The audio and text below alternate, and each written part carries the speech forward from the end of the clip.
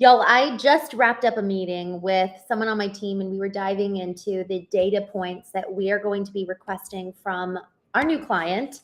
And I wanted to review it with you. And this new client is in the roofing industry. However, the majority of these data points are actually, across the board relevant for any single business in the trades and even beyond that. So I'm hopeful that this conversation will be meaningful to you. A quick recap of kind of what to expect. I aim to keep these conversations between 10 to 15 minutes. I want them to be super actionable, practical, and something that you can immediately take to your sales, marketing, even production departments and be able to implement immediately. So that's my goal and my promise to you. I am coming from the perspective of having been partner and owner of our family business. It's a 100-year-old business, started in 1922. I'm also coming from the perspective of fractional chief marketing officer, and also finally the perspective of the customer. My home out in Loudoun County, it was on 14 acres, absolutely beautiful. We bumped out the wall 2 feet. And then also knocked down 3 walls and expanded our living space. And so I've done a lot of work with the residential companies, and it's been helpful to be the customer, because it changes the way that then we approach the business perspective and the business side in terms of customer communication. What are the questions people are asking, and how can we really ensure that we're serving them well?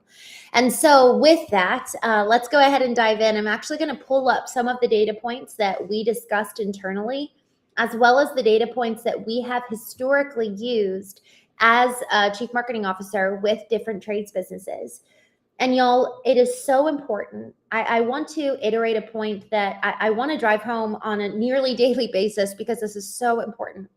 If you are looking to hire a marketing vendor and they are not asking for data to do a deep analysis of your business before they tell you where you should be spending money, be on high alert. I'm really serious.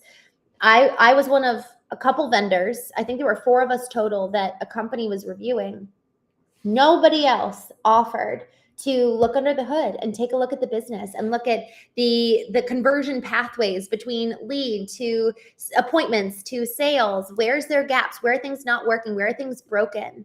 Y'all, we need to know where things are broken, where are there opportunities for us to grow and strengthen our foundation as a business before we then go and spend a whole bunch of money. So getting the foundation to a really clear place, and even just a good understanding, not just strengthening your foundation, but making sure that your vendors know the foundation of your business and that they've got clear visibility into what do the day-to-day operations look like.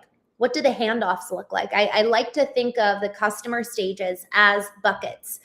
So water gets poured into the lead bucket, which is where the customer call center really handles that. That is their responsibility. So there's the bucket that represents the stage of the customer journey. And then there's also the point of contact in your business or department that's responsible for that bucket. And then as the lead transitions through every stage of the journey, the water gets poured into the next bucket. So after the call center bucket, then they transition to the sales bucket, where they move into the appointment stage. And they have somebody come to their home and they engage with the sales rep, have those conversations. And then after the sales is done with them, ideally, they say, okay, I want to get a proposal. Unless you can deliver it on site. But sometimes there is design work that's necessary in order to finalize the proposal side and thus be able to work with the customer. So effectively, sales pours it into the design phase and the proposal stage of the journey. Next, after the customer is sold and the job is secured, it gets poured into production.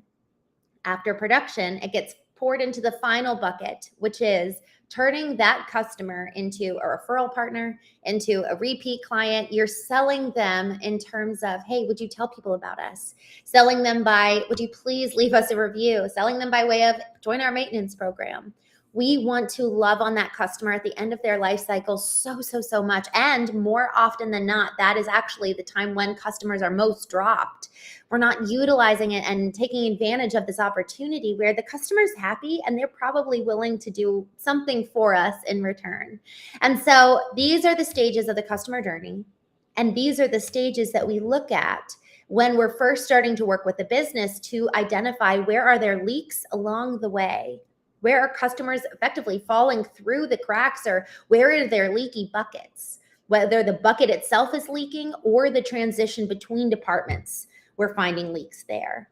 So that's the approach we take, and highly encourage you as business owner, operator, please take time to work with vendors, whether you have to maybe interview a couple to find the right one.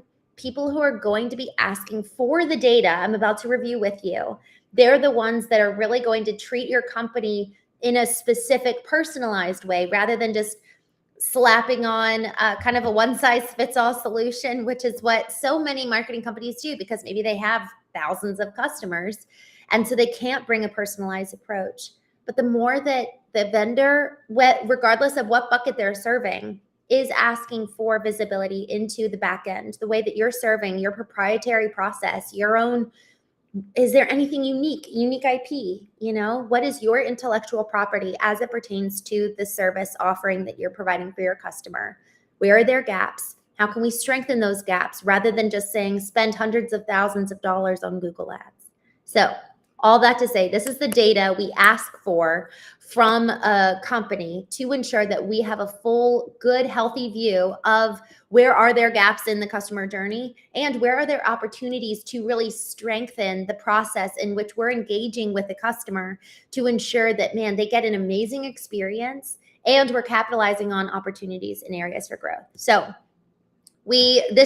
pretend that this is in a spreadsheet format.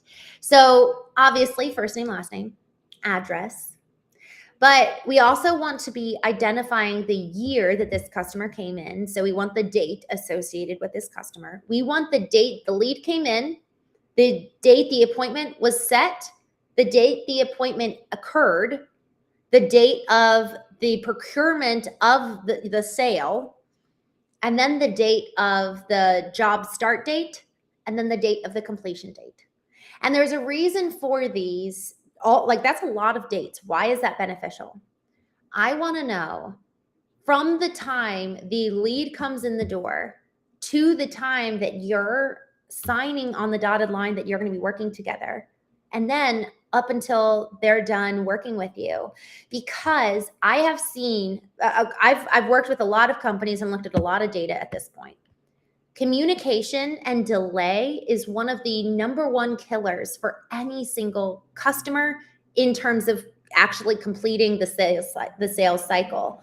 I have seen 11% of total jobs in 1 year have a cancellation rate because of lack of communication, because it took too long, because they signed on the dotted line and then it took weeks, maybe even months, not only before the job was started, but before they even heard anything from the company.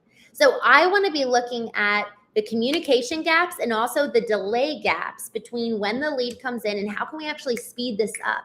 Because maybe it's actually more efficient for us to ensure that we're completing the amount of jobs that are in our pipeline before we're just trying to get more leads to come in through the door.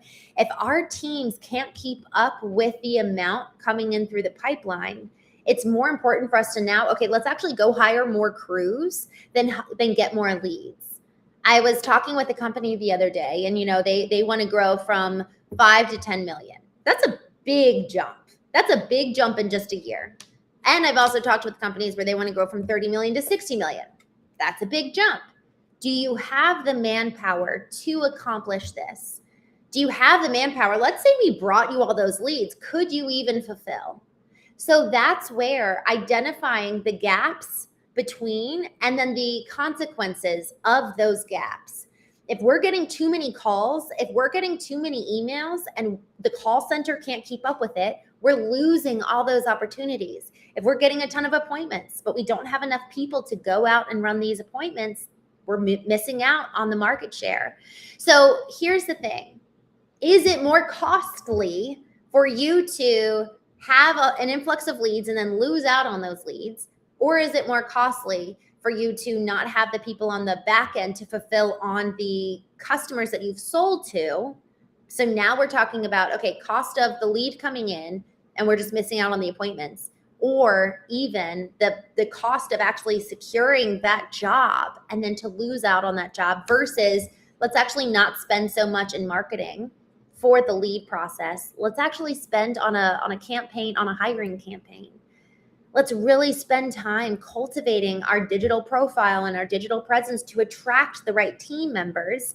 Maybe we even include an incentive for hiring internally where, hey, if you bring your friend in and they stay with us for 90 days, and then if they stay with us for 6 months, and if they stay with us for a year, there's 3 different touch points for you to actually have monetary gain. Maybe it's $50 at 90 days, $100 at 6 months, $200 at a year.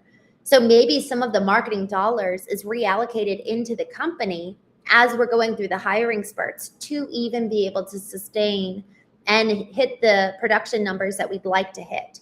So we're looking at the dates and timelines of the customer journey and the customer buckets, because sometimes leakage can just be we don't have capacity for fulfillment in terms of communication or the actual production side.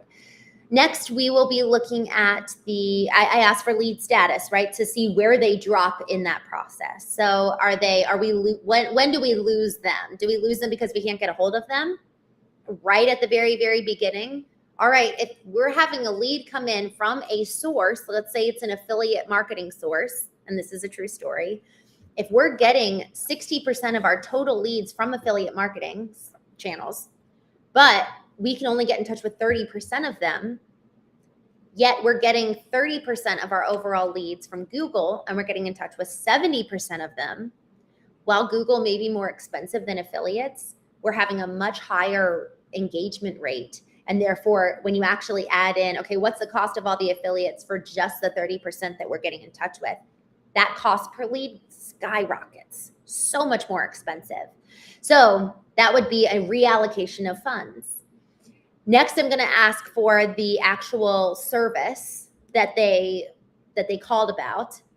And then I'm going to ask about the cost. What did we win? What was the return on that cost? Because then it's reverse engineering looking backward. Okay, if I'm getting my highest paying customers in one particular service, and they're all surprisingly coming from Google, that's really, really good to know. Or maybe we're getting that 30% of folks that we're getting in touch with from affiliates. Man, they're our highest revenue earners. All right, we do not want to reallocate that budget to Google, but maybe we actually do want to finesse the budget a little bit to it. Or maybe we want to have our customer call center change so that we can ensure that we're actually getting in touch with these folks on time so that we don't leave revenue at the door, because we know that there's a higher earning percentage on the back end. Looking down here to the next one. So one of the data points that we're going to be asking for, this is really, really important. If you're not having your homeowner pay, but they're being paid out by insurance, that's really important, because which insurance companies are actually better for us to spend more time with? If we're seeing that Geico is not a great insurance provider, that they always fight us back and they're never going to be paying out for their customer, but USAA is really qualified, then man, maybe one of the first questions we should be asking our homeowners is, which insurance company do you use? Because if we're only winning 20 to 30% out of all Geico jobs, what is a better investment of time? And here's the thing. If we can actually pull up a map that represents, man, a lot of these zip codes are associated with Geico insurance historically, whereas a lot of these other zip codes are using USAA. Well, now we can kind of heat map. Are there any trends that show us, man, these insurances all kind of tend to hang out in this area? They're not that great. We haven't been able to win a lot of work there. Whereas this other zip code, maybe it has to do with the financial demographic differences, where this demographic over here seems to have consistently higher end insurances. So they're paying more premiums, but they're also able to get support for their home like they need to. And thus we're able to win and secure more jobs there. Y'all, all these points of data, this is the power of data. It's like data mining in so many ways. So I really, really encourage you. One, as you're talking with different marketing vendors, are they willing to look under the hood and ask some of these hard questions when they're first starting with you? And then two, are you even tracking this information? Because for us to be able to come in and do our job and look under the hood, we need to have access to the data in order to then be able to mine the stories, mine the information, and then make strategic business decisions as a result. Artemis, thank you so much for your post. These are great insights, Christine. Your perspective helped me to see how to improve customer value experience. Awesome post. Yay, thank you, Artemis. I'm so grateful. That's so encouraging. Y'all, this is why we get on every day and have these conversations, because there is so much for us to learn from each other. So I'm so grateful for your time today. We are at 15 minutes, so I'm going to hop off. Have a wonderful, wonderful day. Let me know if you want to talk data. As I was going, I was like, I don't know if I'm talking too high and or too deep, maybe. Maybe I've gone too deep, but I would love if you would like to talk data, have any questions for me, please don't hesitate to reach out. Christine at Foundation First Marketing would love to have a conversation with you. In the meantime, I will talk to you tomorrow on